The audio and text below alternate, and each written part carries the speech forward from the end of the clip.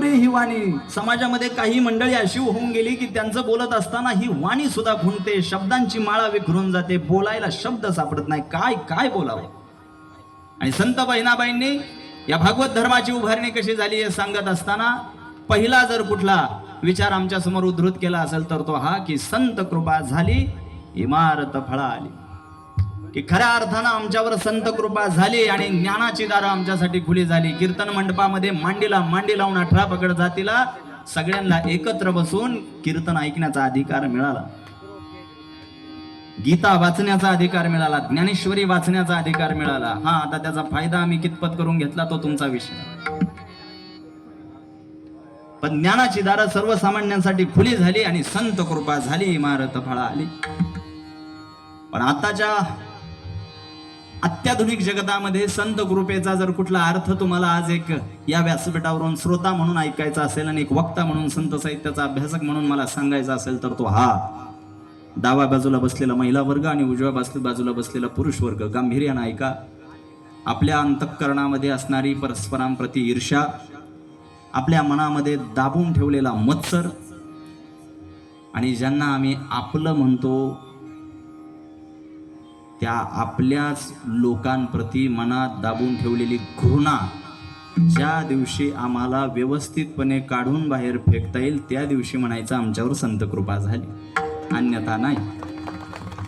ज्यांच्या मांडीला मांडी लावून रोज आपण जेवण करतो, ज्यांना आपण आपली माणसं म्हणतो, त्यांच्या बाबतीतच कमालीची ईर्ष्या आणि मत्सर इथे दाबून ठेवलाय ना.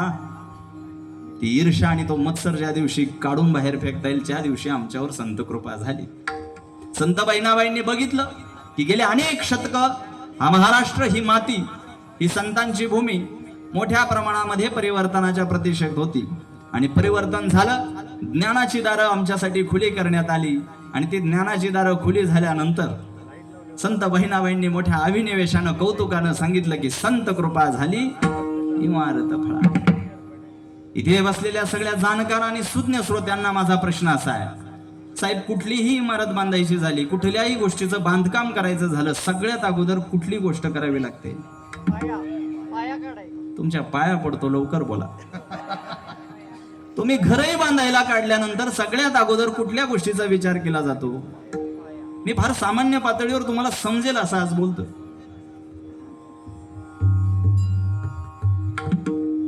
तुम्ही उभी करत असलेली इमारत जास्त प्रदीर्घ काळ टिकावी याच्यासाठी मजबूत काय असावं लागेल?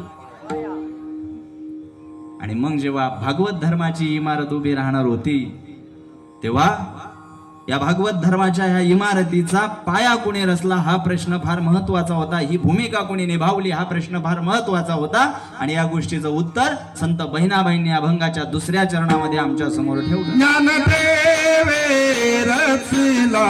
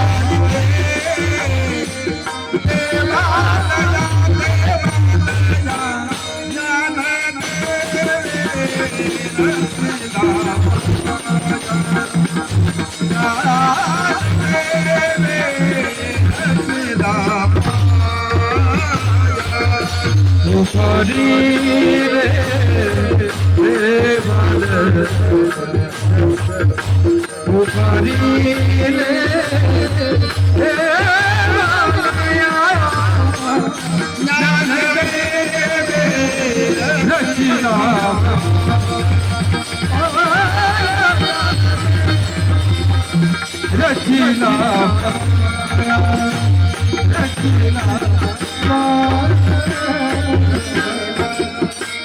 संत कृपा झाली इमारत फळाली. संत कृपा झाली हे म्हटल्यानंतर संत कृपा झाल्याचा पहिला दाखला संत बहिणाबाईंनी आमच्या समोर ठेवला. संत कृपा झाली म्हणजे नेमकं काय झालं? संत कृपेचा जो अर्थ आमच्या नजरेत असायला हवा तो व्यापक असायला हवा. इथं बसलेल्या कुठल्याही एखाद्या खान रसिकासाठी कीर्तन संपल्यानंतर ताटामध्ये आवडतं गुलाबजाम आल्यानंतर तोही म्हणेल संत कृपा झाली. काय म्हणतोय मी? एखाद्या बाईला आयुष्यभर फक्त स्वतःची स्तुतीच ऐकावीशी वाटते आणि आज चैतन्य महाराजांच्या कीर्तनाला तिनं आपली ठेवणीतली सगळ्यात महागातली आवडीची साडी घालून आलेली असू द्या आणि शेजारच्या बाईनं तिला फक्त म्हणू द्या केवढ्याला घेतली ग, ती झोपत नाही संध्याकाळी. ज्या व्यक्तीला आपली स्तुती आणि स्तुतीच ऐकण्याची इच्छा आहे तिच्यासाठी कोणीतरी तिची स्तुती करणं तिला ह्याही बाबतीत वाटेल की संत कृपा झाली. दैनंदिन जीवनामध्ये भौतिक सुखाच्या संबंधानं संतांच्या उक्ती कधी वापरायच्या नाहीत. संत बहिणाबाईंनी आम्हाला सांगितलं संत कृपा झाली इमारत फळाली. मग संत कृपा झाल्याचा पहिला दाखला त्यांनी दिला. संत कृपा झाली म्हणजे नेमकं काय झालं? ज्ञानदेवे रचिला पाय. ज्ञानदेवे रचिला. संत कृपा झाल्याचा पहिला दाखला काय झालं? ज्ञानोबरायांनी पाया रचला. साहेब मी काही मिनिटापूर्वी तुम्हाला विचारलं की इमारतीचं लाईफ जास्त असण्यासाठी इमारतीचं आयुष्य दीर्घकालीन टिकण्यासाठी काय मजबूत असावं लागतं? पाया. मग एक लक्षात घ्या, ज्या इमारतीचा पाया ज्ञानेश्वर महाराजांनी रचलाय ती इमारत कधी ढासळू शकेल काय? तुमच्या माझ्यासारख्या सामान्य माणसाने तो पाया रचलेला नाहीये. कोण आहे? ज्ञानोबा आहे. कैवल्य साम्राज्य चक्रवर्ती भगवान सम्राट. कैवल्याचा पुतळा प्रगटला, कैवल्याचा पुतळा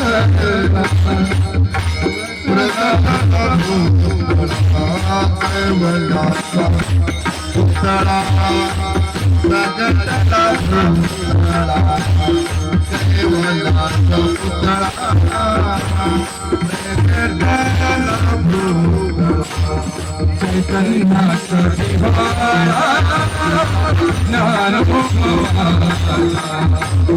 चैतन्याचा दिवाळा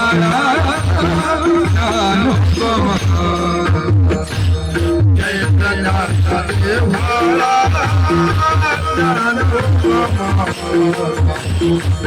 चैतन्याचा दिवाळा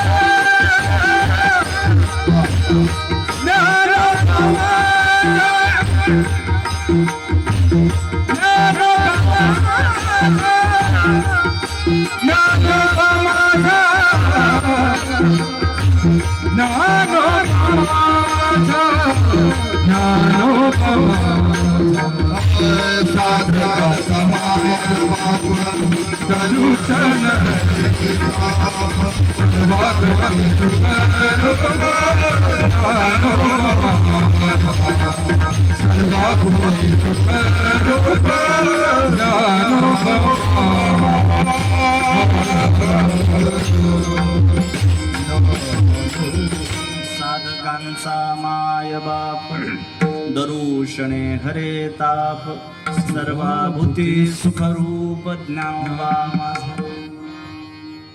सामान्य गोष्ट आहे. कुठल्याही इमारतीचा पाया भक्कम असावा असं जसं तुम्हाला वाटतं, भागवत धर्माची ही इमारत उभी राहत असताना मौली ज्ञानोबा यांनी सुद्धा पाया मजबूत असावा याची काळजी घेतली. आणि या भागवत धर्माचा पाया कसा आहे हे तपासायचं असेल तर एकदा ज्ञानेश्वर महाराजांच्या जीवनचरित्राकडे अभ्यासानं एक नेत्र कटाक्ष टाका. मी हे केवळ आध्यात्मिक आणि कीर्तनी भाषेत बोलत नाही. इथं बसलेल्या प्रत्येक तरुण युवकाच्या, युवतीच्या आणि अबालवृद्धांच्या व्यक्तिमत्व विकासासाठी उपयुक्त ठरेल असं आयुष्य मौली ज्ञानोबा यांचं आहे.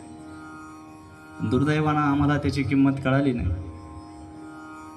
16व्या वर्षी सांगितलेली ज्ञानेश्वरी 16व्या वर्षी वाचायची असते, 17व्या वर्षी नाही.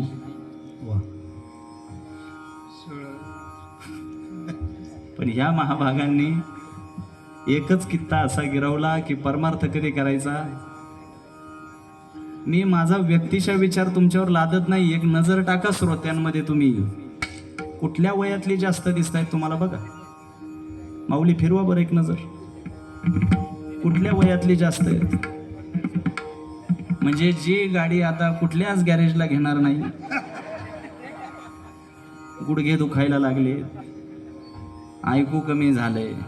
आम्ही इकडून विठ्ठल म्हणलं का तिकडून तो म्हणतो कशाला बस ना घरी, तू येऊ नको, तू येऊ नकोस. मी वयोमानानुसार टिप्पणी करत नाहीये बाबा. मी या मताचा आहे, किंबहुना सिद्धांत असा सांगतो, ज्यांनी हयातभर परमार्थ केलाय आणि मग आता वयोवृद्ध झाले त्यांच्या चरणी साष्टांग प्रणिपात आहे. पण केवळ आता म्हातारपणात घरी वेळेवर चहा भेटत नाही म्हणून जे इथे येतात त्यांना इकडे ऍडमिशन आम्ही देऊ शकत नाही. हा, आता ह्या टाळ्या माझ्यासाठी होत्या की हे तुमचं तुम्ही ठरवा. परमार्थ हा वस्तुनिष्ठ असायला पाहिजे. ऐन उमेदीच्या आणि तारुण्याच्या ऊर्जेच्या काळामध्ये परमार्थ करायचा असतो. इतर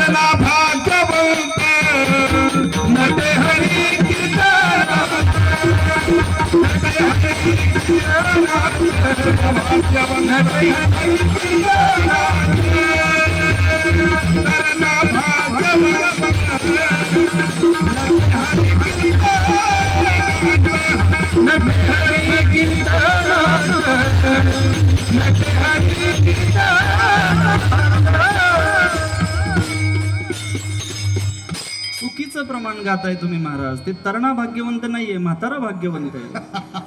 आणि जर तुम्ही तरणा भाग्यवंत म्हणताय, दाखवा बरं कुठे तरणे आहेत.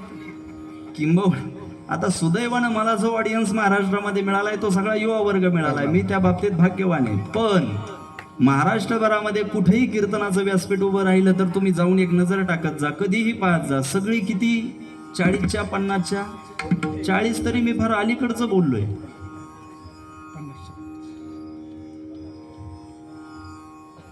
मी माझा मुद्दा स्पष्ट करतो की परमार्थ करत असताना तो डोळसपणानं करावा, औपचारिकता म्हणून नाही. या भागवत धर्माचा पाया किती भक्कम आहे हे पाहण्यासाठी एकदा माऊली ज्ञानोबरायांच्या जीवनचरित्राकडे पाहावं. 16व्या वर्षी सांगितलेली ज्ञानेश्वरी ही 16व्या वर्षापासूनच वाचायला घ्यावी. आणि किती पाया भक्कम आहे हे पाहायचं असेल तर माऊली ज्ञानोबरायांचं सगळं समग्र चरित्र मला इथे मांडण्याची गरज नाही. एकच सिद्धांत सांगतो तुम्हाला. माऊली ज्ञानोबरायांचं वय वर्ष असेल 10-12 वर्षाचं. डोळ्यासमोर चित्र आणा. 12व्या शतकाचा काळ. संन्याशाची पोरं म्हणून आयुष्यभर अवहेलना वाट्याला आली. आपल्या मुलांना समाज व्यवस्थेनं स्वीकारावं म्हणून आईवडिलांनी देहांत प्रायश्चित्त घेतलं. सगळा कथाभाग माहिती आहे तुम्हाला. मला गोष्ट अशी सांगायची आहे. एक दिवशी पहाटे स्नानसंध्या उरकून देवपूजा उरकून माऊली ज्ञानोबराय आपल्या भावंडांसाठी दीक्षा मागण्यासाठी मधुकरी मागण्यासाठी सिद्धपेठाकडून गोपाळपुऱ्याकडे निघाले. खांद्यावर झोळी घेऊन मधुकरी मागण्यासाठी आळंदीकडे माऊली निघाले. 10-12 वर्षाची ती कोवळी मूर्ती. काही पोरं खेळत होती रस्त्यावर.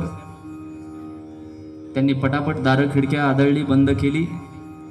हे संन्यासाचं पोरगं आलंय, ह्याची सावली सुद्धा आमच्या अंगावर नको, विटाळ नको म्हणून दारं खिडक्या बंद केली.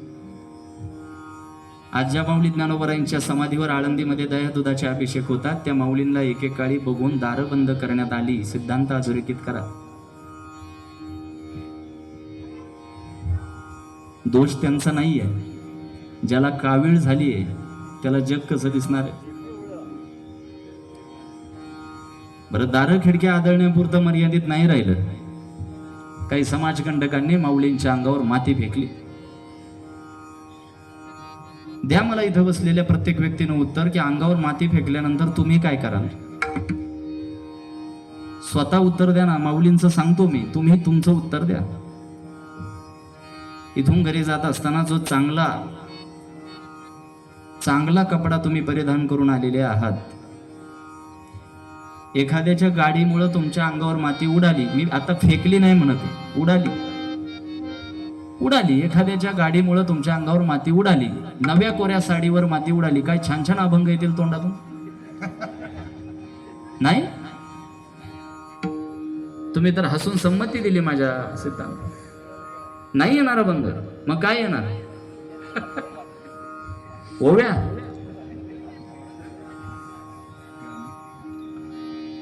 तुम्ही असं कधी बघितलंय का एखाद्याच्या अंगावर माती उडाली आणि तो म्हणलाय सुंदर ते ध्यान? मी फार वस्तुनिष्ठ सामान्य पातळीवर बोलतोय. ध्यान मला उत्तर. अंगावर माती उडाली तुमच्या आणि तुम्ही काय? आत्ता मी इथे पोहोचलो तेव्हा आमच्या चालकाकडून गाडी जरा जोरात होती, उशीर झाला म्हणून एकाच्या अंगावर माती उडाली, तो म्हणला देवाची द्वारी. होऊ शकतं का असं? होऊ शकेल काय? मानवी पातळीवर कुठल्याच संबंधानं फार मोठी न वाटणारी काहीशी ताकद आहे आपल्याकडं, थोडीशी शक्ती आपल्याकडं. त्यांच्या तुलनेत आपल्याकडं काहीही मोठी शक्ती नाही, थोडीशी आहे. तरी सुद्धा अंगावर माती उडल्यानंतर जर समोरच्याचा उद्धार करायला आम्ही धावत असू तर विचार करा, रेड्याला वेद वदवायला लावणाऱ्या माऊलींच्या अंगावर माती उडाली नव्हती, माती फेकली होती. माती फेकणाऱ्यांचं वाटोळं करायला वेळ लागला असता काय? वेळ लागला असता का? या भागवत धर्माचा पाया किती भक्कम आहे हे सांगतोय. जी माती अंगावर फेकली होती ती माती सोबत घेतली, पर्णकुटी गाठली, त्या मातीची एक पंती बनवली. मातीची पंती बनवली, त्या पंतीमध्ये ज्योत ठेवली, ज्योत पेटवली. ज्योत पेटवल्यानंतर जो प्रकाश पांडुरंगाच्या गाभाऱ्यात पडला, गुडघे टेकवले, बाहू पसरले आणि डबडबल्या डोळ्यांनी हात जोडून माऊली ज्ञानोबरायांची 12 वर्षाची कोवळी मूर्ती त्या ठिकाणी उतरली. विधात्या पांडुरंगा, या मातीच्या पंतीमुळे जेवढा प्रकाश तुझ्या गाभाऱ्यात पडलाय, आज या मातीच्या पंतीमुळे जेवढा प्रकाश तुझ्या गाभाऱ्यात पडला, एवढाच प्रकाश त्या माती टाकणाऱ्यांच्या बुद्धीमध्ये पडू दे, त्यांच्या आयुष्याचं सार्थक होईल. माती टाकणाऱ्यांचं वाटोळं होऊ दे असं माऊली म्हणते नाही. आणि वेळ लागला असता का बदला घ्यायचा? त्यांचं वाटोळं करायचं झालं असतं तर वेळ लागला असता का? जयाची एक द्वारी, सोन्याचा पिंपळ, अंगे ऐसे बळ, रेडा बोले. सगळ्यात निर्बुद्ध प्राणी रेडा, त्याच्या मुखातून वेद वाजवायला लावणारी माऊली.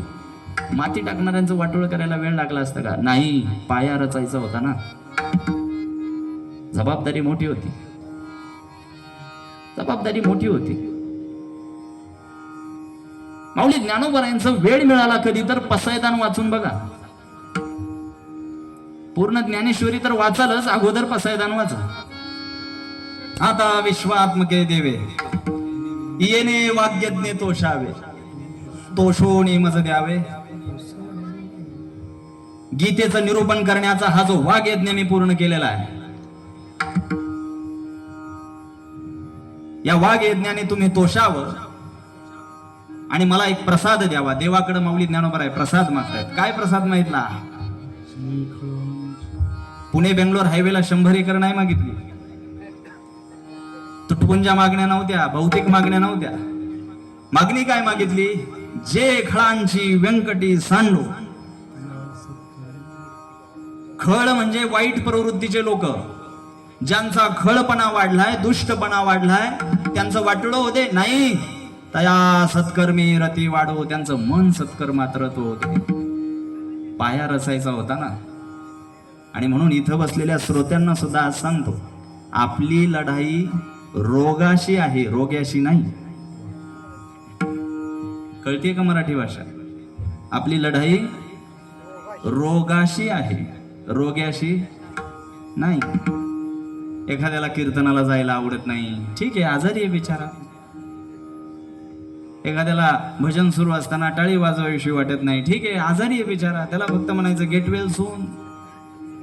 त्याचा तिरस्कार नाही करायचा. काही लोकांना नाही इकडे येण्याची इच्छा होत नाही, पापी आहेत बिचारे, आजारी आहेत.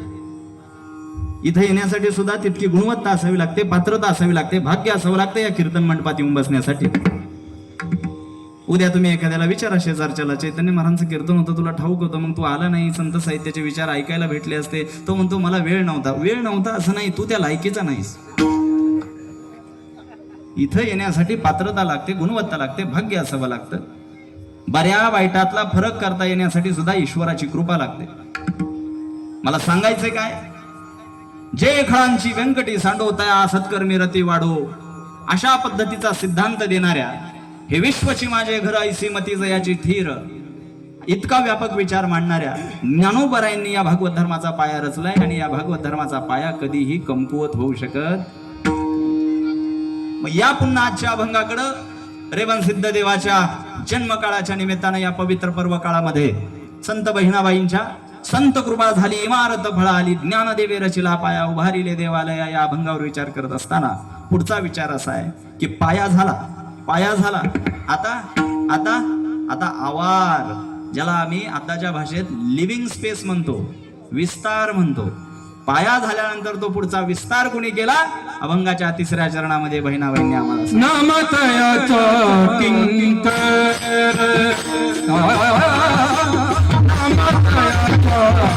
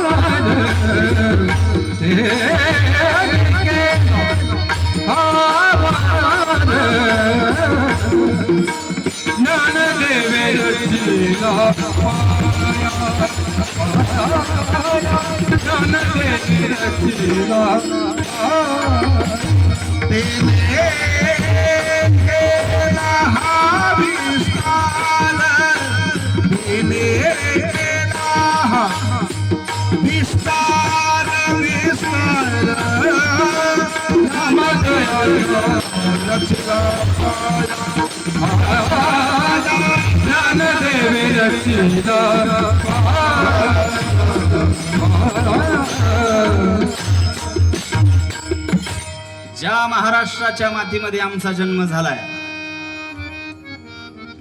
ज्या देवभूमी आणि संत भूमीमध्ये आमचा जन्म झालाय, या भूमीचा इतिहास जाणून घेणं आपलं आद्य कर्तव्य आहे. आणि तो इतिहास संत बहिणाबाईंनी आम्हाला सांगितला. संत कृपा झाली इमारत फळा आली ज्ञानदेवे रचला पाया उभारिले देवालय. आणि पुढचा जो विस्तार आहे तो कुणी केला? नामातयाचा किंकर, त्याने केला हा विस्तार. नामदेवरायांनी विस्तार केला. पंजाबच्या घुमानपर्यंत संप्रदाय नेला. भागवत धर्म कुठपर्यंत नेला? उत्तरेकडे पंजाबच्या घुमानपर्यंत. आजही उत्तर भारतात पंजाबमध्ये घुमान नावाचं शहर आहे, तिथे आजही दरवर्षी संत संमेलन होतं. हे कुणामुळे होतं? नामदेवरायांमुळे होतं. अटकेपार झेंडे रोवण्याचा इतिहास या महाराष्ट्राचा. मला आता नामदेवरायांनी जरी विस्तार केला असला तरी मला फार विस्तार करता येणार नाही, काटा पुढे चाललाय. नामातयाचा किंकरतेने केला हा विस्तार. पाया झाला, विस्तार झाला. आता कशाची गोष्ट आली? तुम्ही घर बिर बांधल्यात की नाही?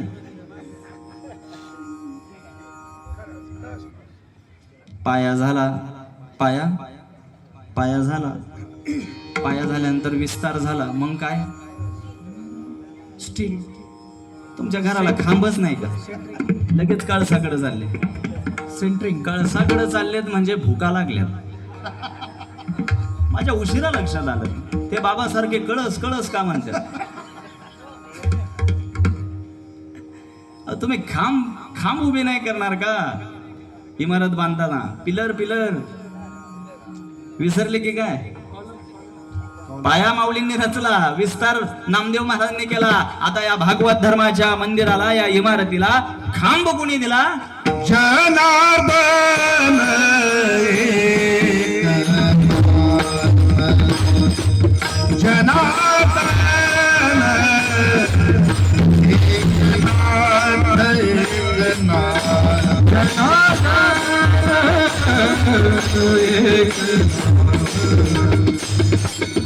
जनार्दन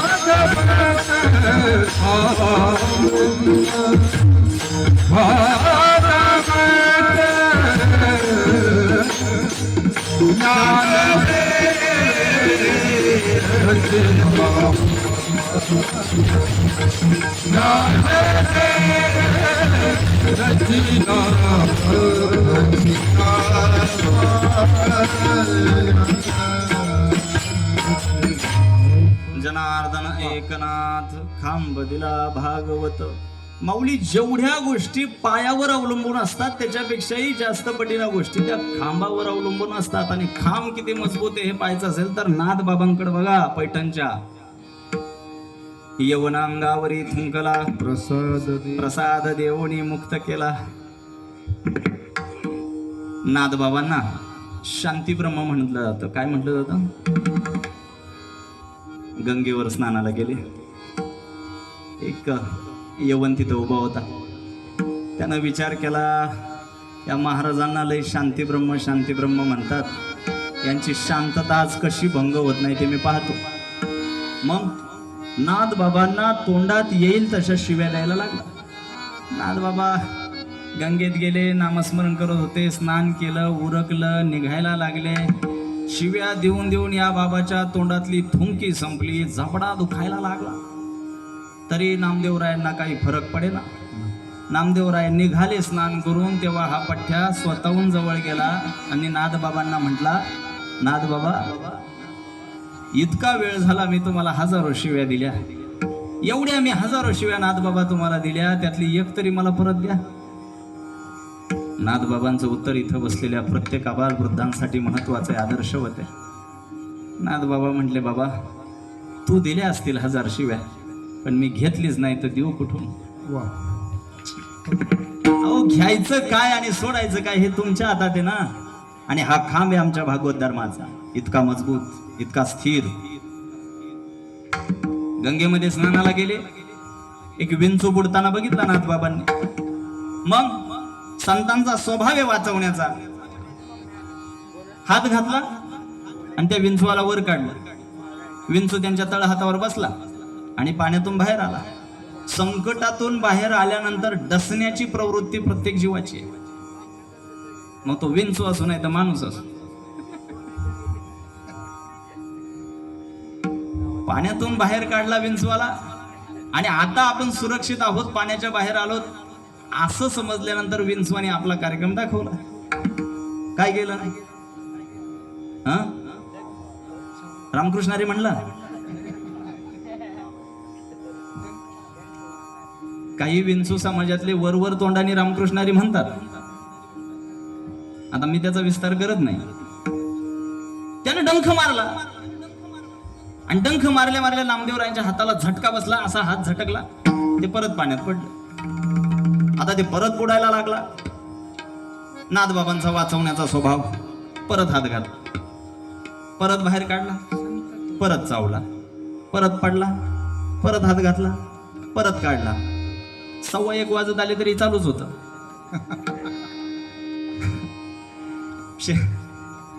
शेजारी एक माणूस हे सगळं बघत होता. तोडला, महाराज 1:15 वाजले तरी तुमचा विंचू वाचवायचाच कार्यक्रम चाललाय. अहो जाऊ द्या ना, तो जर सुधारायलाच तयार नाही, तो त्याची चावण्याची वृत्ती सोडायला तयार नाही, कशाला त्याला वाचवताय? द्या ना सोडून. नाथ बाबांचं उत्तर ऐका. नाथ बाबा म्हणतात, एवढी सजीव आहे विंचू, एवढी सजीव आहे, काय अस्तित्व आहे त्याचं या जगावर? पाय पडला तर मरून जाईल. या पृथ्वीवर त्याचं काय अस्तित्व आहे? एवढी सजीव आहे, पाय पडला तर मरून जाईल. पण एवढी सजीव असून सुद्धा तो त्याचा चावण्याचा स्वभाव सोडत नाही. मी स्वतःला साधू म्हणून घेतो, मी माझा वाचण्याचा स्वभाव का सोडून देऊ? मी वाचवत राहणार, मी त्याला वाचवतच राहणार. तो एवढीसा जीव जर चावण्याचा त्याचा स्वभाव सोडायला तयार नाही तर मी माझा वाचवायचा स्वभाव का सोडू? हा खांब आहे भागवत धर्माचा, हा खांब आहे. जनार्दन एकनाथ खांब दिला, भागवतासारखा मजबूत खांब त्यांनी आम्हाला दिला. मग पुढे पाया झाला, विस्तार झाला. आता खांब उभा राहिला. आता वेळ आली बाबा, आता वेळ कशाची आली? कळसाची वेळ आली. आणि या भागवत धर्माचा, या वारकरी संप्रदायाचा कळस म्हणून कोणाला जागा मिळाली याचा जर प्रश्न विचारला तर ते एकमेव नाव येतं आणि ते नाव म्हणजे तुका झाला से कळस, तुका झाला से कळस, तुका झाला से कळस,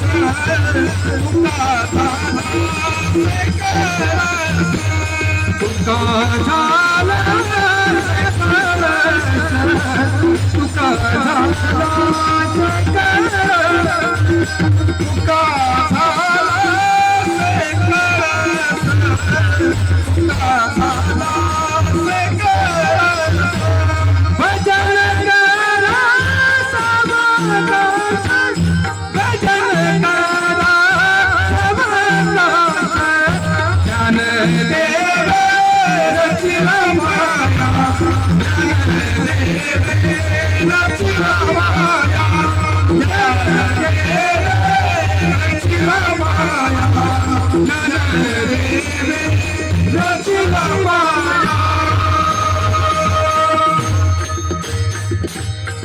तुका झाला से कळस, भजन करा सावकाश. कळसाच्या बाबतीत मी बोलण्याची आवश्यकताच नाही. तुका झाला से कळस याच्यात सगळं कळून आलं.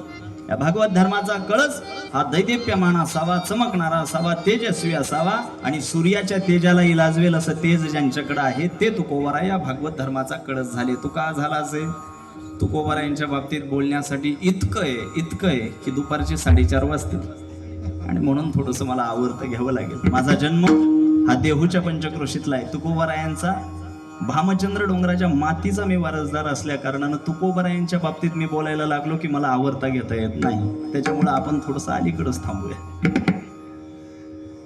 तुका झाला असे कळस, भजन करा सावकाश. संत बहिणाबाईंनी माऊलींनी पाया रचल्यापासून ते तुका झाला असे कळस इथपासून ते तिथपर्यंत जो काही प्रवास सांगितला तो प्रवास इथं बसलेल्या प्रत्येकासाठी आपल्या संस्कृतीचा, आपला मूळ जो गाभा आहे, मूळ जो या भूमीचा वारसा आहे तो अधोरेखित करण्यासाठी हा प्रवास अत्यंत गरजेचा आहे. संत बहिणाबाईंनी आजच्या अभंगामध्ये संत कृपा झाली इमारत फळा आली असं सांगताना सुरुवात करून पाया माऊलींनी रचला, विस्तार नामदेवरायांनी केला, खांब त्याला एकनाथ महाराजांनी दिला आणि तुकोबराय त्याचे कळस झाले. शेवटी संत बहिणाबाईंची या सगळ्यामध्ये जागा कुठे याच्यावर मी बोलेलच, पण तत्पूर्वी एकदा पांडुरंगाचं मोठ्या प्रेमानं भजन करा. ताट बसा आणि भजन करण्यासाठी आपले दोन्ही हात पुढे करा, दोन्ही हात वर. ज्यांच्याकडे दोन आहे त्यांनी दोन करा. माझी वेळ संपलेली आहे, पण भजन करताना असं भजन झालं पाहिजे की साक्षात रेवण सिद्धनाथांना सुद्धा वाटलं पाहिजे भजनात येऊन नाचावं की काय. दोन्ही हात वर करायचे, बस थोडीच वेळ. आता दोन्ही हात आपापलेच करा. ती बाई दुसऱ्या बाईचा हात वर, दोन्ही हात आणि एक डाळी एक मुखात भजन करायचे. विठोबा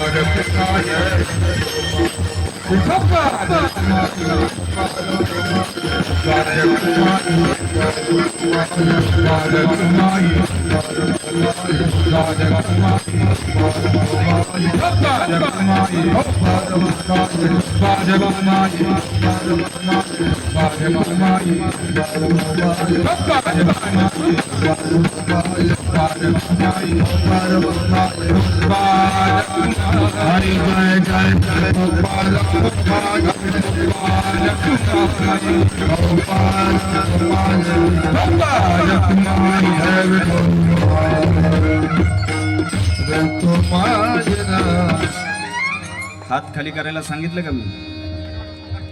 जाऊ द्या जाऊ द्या जाऊ द्या झाली आता वेळ म्हणते. महाराज किती तास कीर्तन ऐकलं, किती तास भजन केलं, याच्यापेक्षा तत्व सिद्धांत आयुष्यात कितपत उतरलेत हे महत्वाचं आहे. पुढे पाठ मागे सपाट अशी परिस्थिती होऊ नये. समाजानं कृतिशील परमार्थ करावा, डोळसपणानं परमार्थ करावा, आंधळेपणानं कुठेही स्वतःचं मस्तक आपटू नये. हा महाराष्ट्र ज्ञानोबा तुकोबा यांचा आहे. वस्तुनिष्ठ तत्वसिद्धांत आम्हाला शिकवणाऱ्या संत परंपरेचा हा महाराष्ट्र आहे. आणि म्हणून या महाराष्ट्रात जन्म घेतलेल्या प्रत्येक अबालवृद्धाने, प्रत्येकानं परमार्थ करत असताना, भक्ती मार्गावर वाटचाल करत असताना, देवाच्या चरणावर नतमस्तक होत असताना स्वतःच्या जीवनाकडं अत्यंत प्रामाणिकपणे पाहायचं, स्वतःलाही आरसा दाखवायचा, मूल्यमापन स्वतःच्या जीवनाचं करायचं. आयुष्याच्या कुठल्या टप्प्यावर आपण आहोत, व्यक्तिमत्व विकासाच्या संबंधानं स्वतःमध्ये कुठले बदल केले पाहिजेत हे महत्त्वाचं आहे. आणि ह्याचा संदर्भ जो आहे तो आजच्या अभंगाच्या शेवटच्या चरणात दिसून येतोय की संत बहिणाबाईंनी ज्ञानदेवे रचिला पाया इथपासून जो प्रवास सुरू केला. काही वारकऱ्यांनी विचारलं असावं, बहिणाबाई पाया माऊलींनी रचला, विस्तार नामदेवरायांनी केला, खांब नाथ महाराजांनी दिला, कळस तुकोबराय झाले, पण बहिणाबाई इतका सगळा इतिहास सांगून आम्हाला कृतकृत्य केलं, पावन केलं, पण या सगळ्यामध्ये तुम्ही कुठे आहात, आपण कुठे आहोत हे बहिणाबाईंनी अभंगाच्या शेवटच्या चरणात सांगितलं. बहिणी फडकती ध्वजा, बहिणी फडकती ध्वजा, बहिणी फडकती ध्वजा, ध्वजा बहिणी फडकती ध्वजा, ध्वजा बहिणी फडकती ध्वजा, बहिणी फडकती ध्वजा, ध्वजा बहिणी फडकती ध्वजा, ध्वजा बहिणी फडकती ध्वजा,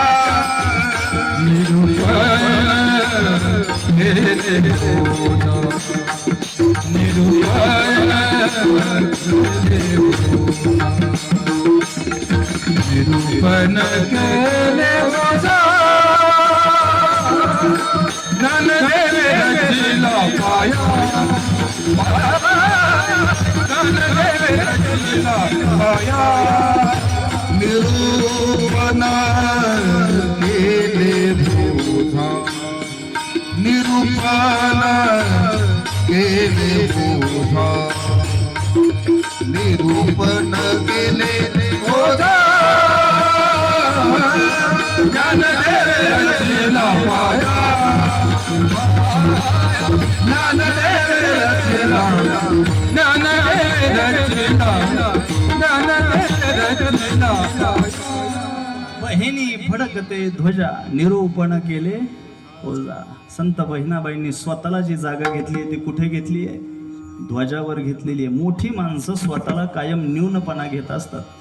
जो सतत स्वतःविषयी बोलत राहतो, स्वतःचं ऊर बडवत राहतो, तो मोठा नाही. या सगळ्या प्रवासामध्ये ज्याने स्वतःकडं अत्यंत साधारण जागा घेतली, न्यूनपणाची घेतली, तो मोठा. आणि संत बहिणाबाईंनी या सगळ्यामध्ये स्वतःकडे जी जागा घेतली ती ध्वजावर घेतली. बहिणी म्हणे फडकते ध्वजा. रेवणसिद्ध देवाच्या जन्मकाळाच्या या पवित्र पर्वकाळात दरवर्षी प्रत्येक वर्षी मोठा भक्त समुदाय या ठिकाणी एकवटत असतो. मोठ्या प्रमाणात देवाच्या चरणावर श्रद्धा असणारी शैव वैष्णव संप्रदायाशी संबंधित असणारी तुम्ही सगळी मंडळी मोठ्या आस्थेनं या ठिकाणी गर्दी करत असता मी गतवर्षी बघितलं, याही वर्षी पाहतोय. मला आनंद आहे. तात्या कुठे गेले? मला आनंद आहे की एवढ्या नीटनेटकेपणानं हे सगळं चालू होतं आहे. दिवसेंदिवस कात टाकून हा उत्सव पुढे चालला आहे. मी आता सुरू असलेल्या ह्या सोहळ्याला केवळ औपचारिकता म्हणून पुढच्या 10 वर्षांच्या, पुढच्या 50 वर्षांच्या शुभेच्छा देणार नाही. शुभेच्छा मी पुढच्या 100 वर्षाच्या सुद्धा देणार नाही. पण रेवसिद्ध देवाच्या चरणावर साष्टांग प्रणिपात करून या नारदांच्या गादीहून त्याला आपल्या सर्वांच्या साक्षीनं एकच प्रार्थना करेल, इतक्या नीटनेटकेपणानं, इतक्या मोठ्या संख्येनं भागवत धर्माचा विचार ऐकण्यासाठी, आयुष्याची दशा आणि दिशा बदलण्यासाठी, हा विचार प्राप्त करण्यासाठी इतक्या मोठ्या संख्येनं जर हा उत्सव या ठिकाणी पार पडणार असेल तर पुढचे 10 वर्ष नाही, पुढचे 50 वर्ष नाही, चंद्र सूर्य तारे अस्तित्वात असेपर्यंत हा सोहळा जिवंत राहावा. येणाऱ्या पिढ्यांना अखंडितपणे या ज्ञानगंगेचं जे काय अमृत आहे ते पिता यावं. आजच्या या कीर्तन सोहळ्याला एक विशिष्ट उंची प्राप्त होण्याचं कारण माझ्यासमोर जे माझे सहकारी आज या ठिकाणी तुम्हाला श्रवण सुखाचा आनंद देत आहेत, गायनाचार्य ज्ञानेश्वरजी मेश्राम माझ्या ठिकाणी आहेत. खरं तर आमच्या वारकरी संप्रदायाला लाभलेलं एक करत नाही. ते मला सांगत असतात की महाराज माझं नाव घेत नका जाऊ, परिचय सांगत नका जाऊ. त्यांचा परिचय सगळ्यांना आहेच. तुम्ही गेल्या काही वर्षापूर्वी एक छान कानाला विलोभनीय असं गीत ऐकलं असेल, कोणता झेंडा घेऊ हाती विठ्ठला. तर यांचा आवाज आहे महाराज, ज्ञानेश्वर महाराज. हे का सांगतोय मी? लोकांना तुमचा आवाज माहिती आहे, पण तुमचा चेहराही माहिती झाला पाहिजे. आणि आवाज जेवढा गोड आहे तेवढं व्यक्तिमत्व सुद्धा गोड आहे. मोठ्या आवडीनं ते माझ्यासोबत आग्रहानं आमच्या कार्यक्रमाला आले. ज्ञानेश्वरजी मेश्राम असतील. वैशिष्ट्यानं दरवेळी इकडे येण्यासाठी या सगळ्या ट्रस्टींसोबत आणखी एक व्यक्ती मला आग्रह करत असते. गेल्या 15 वर्षांपासून माझ्या खांद्याला खांदा लावून माझा सहकारी म्हणून सगळा कार्यभार जे सांभाळतात, सांगली जिल्ह्याचं भूषण, वाळवा तालुक्यातील ईश्वरपूर गावचे हरिभक्तपरायण आकाश महाराज पळसे इथं आहेत. त्यांचंही तुम्ही स्वागत करावं. त्यांनी संप्रदाय इतक्या भक्कमपणे सांगली जिल्ह्यामध्ये वाढवायचं काम सुरू केलं आहे. विद्यार्थ्यांना शिकवण्याचं काम सुरू केलं आहे. मृदंगाचं, कीर्तनाचं शिक्षण देण्यासाठी त्यांनी गुरुकुल स्थापन केलं आहे. मला सांगायचं आहे काय, हळूहळू सांगली जिल्हासुद्धा आता कात टाकून पुढे चाललेला आहे. आणि तसाही आपला पश्चिम महाराष्ट्र सगळ्या बाजूनं समृद्ध आहे. काहीशा थोड्याशा उणीवा सोडल्या तर हळूहळू आपल्याला कात टाकून पुढे जाता येईल. मला श्रोत्यांचा वेळ वाया घालवण्याचा कुठलाही नैतिक अधिकार उरत नाही आणि म्हणून मला आता थांबावं लागतंय. झालेली कीर्तन सेवा रेवणसिद्ध देवाच्या चरणी अर्पण करतो. येणाऱ्या काळामध्ये रेवणसिद्ध देवाचा जन्मकाळाने प्रकट दिन साजरा होत असताना अन्य कुठल्याही मनोरंजनात्मक आणि करमणुकीच्या कुठल्याही औपचारिकतेच्या सांस्कृतिक कार्यक्रमांच्या भरीला बळी न पडता आपण संत साहित्याचाच आढावा घेणारे कार्यक्रम आयोजित करावेत. नेहमीच आमचं सहकार्य आपल्या सगळ्यांना असेल. इथून पुढं मला प्रत्यक्षपणे दरवर्षी येता येईल की नाही याची शाश्वती नाही, पण मी एक सांगतो की ज्या वेळेस तुम्ही धर्मकार्याचं हे उदात्त काम हातामध्ये घ्याल तेव्हा चैतन्य महाराज वाडेकर तुमच्यासोबत आजन्म असतील अशी शाश्वती देतो. पुनश्च एकदा झालेल्या सोहळ्याला आणि रेवणसिद्ध देवाच्या जन्मकाळाच्या आपल्या सगळ्यांना शुभेच्छा देतो. येणारा काळ हा कसोटीचा आहे. येणारी पिढी ही सुसंस्कृत व्हावी. येणाऱ्या पिढीला आपल्या संस्कृतीचा पाया कळावा. येणाऱ्या पिढीला आपलं मूळ कळावं. आपला वारसा जो भक्तीचा संतांनी आम्हाला दिलाय तो आचार संपन्न, विचार संपन्न महाराष्ट्र येणाऱ्या काळात येणाऱ्या पिढीला समजून सांगण्याचं काम आपल्याला करायचं आहे. आज हे व्यासपीठ जे समृद्ध झालेलं आहे ते एकाच कारणामुळं झाले की इथे आल्यानंतर विचारांचं आदान प्रदान होतं, सिद्धांतांचं, तत्वांची उजळणी या ठिकाणी होते. बाबा तुमच्या खिशात 1 रुपया आहे, वरच्या खिशात समजा 1 रुपया आहे, 1 रुपया माझ्या वरच्या खिशात 1 रुपया आहे, तुमचा 1 रुपया मला द्या, माझा 1 रुपया तुम्हाला घ्या. दोघांकडे किती झाले? गणितात नापास आहे काय तुम्ही? तुमचा 1 रुपया मला द्या, माझा 1 रुपया तुम्हाला घ्या, दोघांकडे किती झाले? एकच झाला. याच्या उलट तुमच्याकडे एक सुंदर विचार आहे, माझ्याकडे एक सुंदर विचार आहे, माझा विचार तुम्हाला घ्या, तुमचा विचार मला द्या, दोघांकडे किती सुंदर विचार आहे. सगळ्यात लाभदायक देवाणघेवाण ही पैशाची नाही, विचारांची देवाणघेवाण आहे. आणि विचारांची देवाणघेवाण होणार सिद्धांतांची देवाणघेवाण होणारं हे व्यासपीठ आम्हाला जर दिले तर ते आमच्या भागवत धर्माने दिले आणि म्हणून या व्यासपीठासमोर बसलेल्या पतित पावनी या सगळ्या श्रोत्यांच्या समोर साष्टांग प्रणिपात करून झालेली सेवा माझ्या जगद्गुरु तुकोबरायांच्या आणि भगवंताच्या चरणी समर्पित करून वाणीला विराम देतो. ज्ञानेश्वर महाराज ज्ञानेश्वर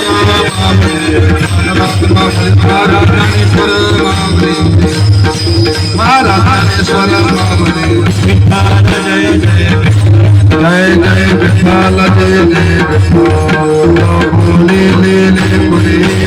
आता लगेच आरती आहे. आरती झाल्याशिवाय कोणी उठायचं नाही. आणि आरतीसाठी सर्वांनी उठून उभे राहावं. जागेवरती उभे राहावं. तुका म्हणे ज्ञानेश्वर रागा पायापैकी करा.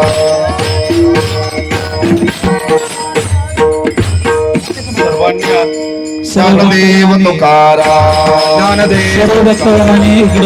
झाले समाधान तुमचे देखील चरणाटा.